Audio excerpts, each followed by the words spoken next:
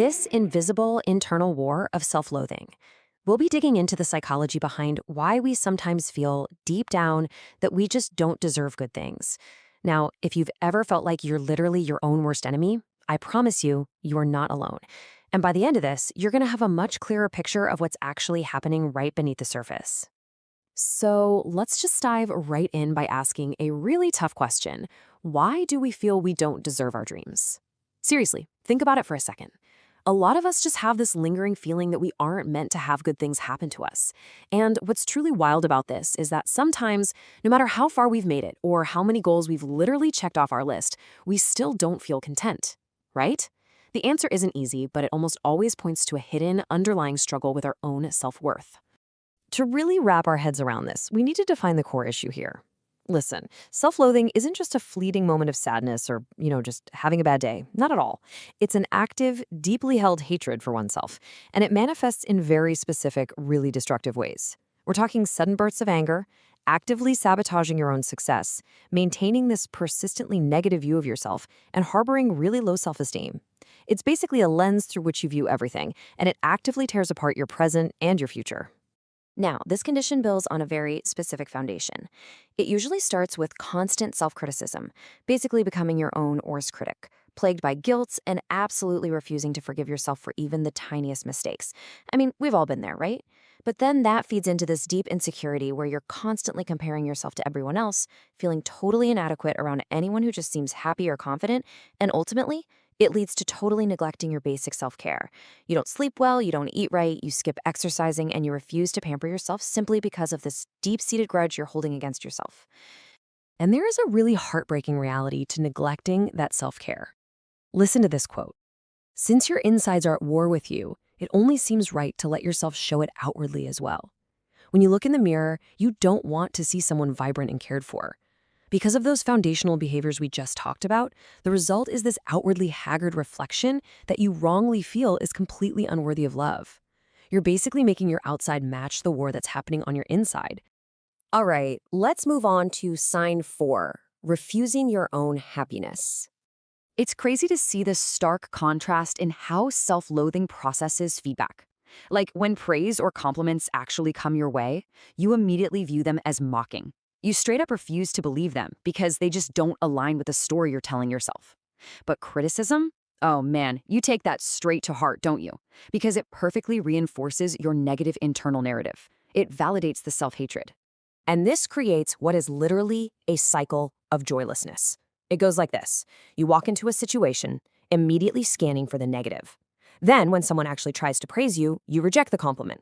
Instead, you hyper-focus on and internalize any bit of criticism you can find. And finally, you just refuse help from anyone else. And you do this because you mistakenly believe your troubles are yours alone, and worse, that you actually deserve them. This vicious cycle just literally sucks all the joy out of life, depriving you of anything remotely close to delight.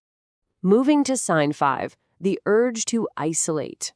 This next point addresses the heartbreaking struggle to just maintain relationships when you have an incredibly low concept of your own self. I really want you to sit with the emotional weight of this thought for a second. You feel their attention and love is a burden for you. It captures this immense, completely misplaced guilt of simply hanging out with friends. When someone tries to love you or include you, it doesn't feel good. It feels heavy. It feels like they're just doing you a favor, and honestly, that is a truly painful way to experience human connection. Let's break down exactly how that isolation sequence happens, step by step. First, it starts with feeling totally unworthy of inclusion. Then, because of that low self-esteem, you automatically assume your friends must be judging you too. That leads to feeling like your very presence is an intrusion, like you're holding them back. So, finally, what do? You retreat to avoid inconveniencing them. Your inability to love yourself makes you entirely unwilling to accept love from anyone else. Next up is sign 6, hiding behind a facade. This perfectly captures the utterly exhausting behavior of faking it for everyone else just to hide your true feelings and identity. When you suffer from self-loathing, you are essentially living dual lives. There's the person you are when you're completely by yourself, and then there's the totally fake persona you put on around others.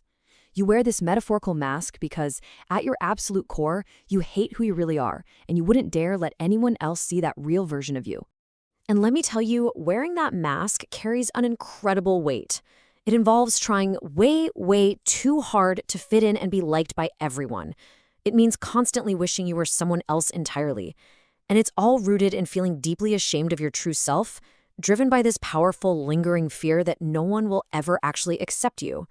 It's essentially living in a state of constant, quiet panic and complete exhaustion. And finally, sign 7, the fear of ambition. There's this severe mental block that crushes ambition and tragically sabotages not just our present, but our future and our biggest dreams. It's like a timeline of self-sabotage. You might spend years just stuck in your comfort zone. Then, over a few days, maybe a really big dream finally forms. But within minutes, you are absolutely terrified by the mere possibility of failure and rejection. If you actually try, within seconds of encountering a minor setback, it triggers an instant feeling of total worthlessness. You literally smother your own hopes because you just assume you're never going to achieve them anyway.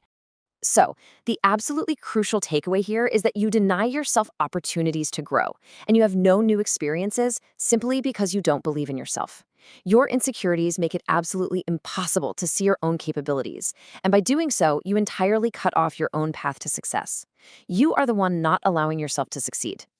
Let's look at finding your way back. As we reach the end of this explainer, we've got to pivot. We really need to look at how to unlearn these toxic, self-destructive behaviors and completely reframe our mindset. Because guys, this is not a permanent sentence. To unlearn these behaviors, we have to map out a hopeful path forward. And it starts with exactly what we're doing right now today, becoming aware of the behaviors. From there, you've got to give yourself patience. You didn't learn to hate yourself overnight, and you sure aren't going to unlearn it overnight. You have to lean on your support system instead of isolating. And finally, commit to this process with total dedication so you can finally, genuinely learn to love yourself. So, I want to wrap up with this thought-provoking question for you. Can you now name your emotions and behaviors? Take a moment to just reflect on everything we've covered today. Did these points remind you of someone you know? Maybe even yourself? Because recognizing this invisible war is the very first step to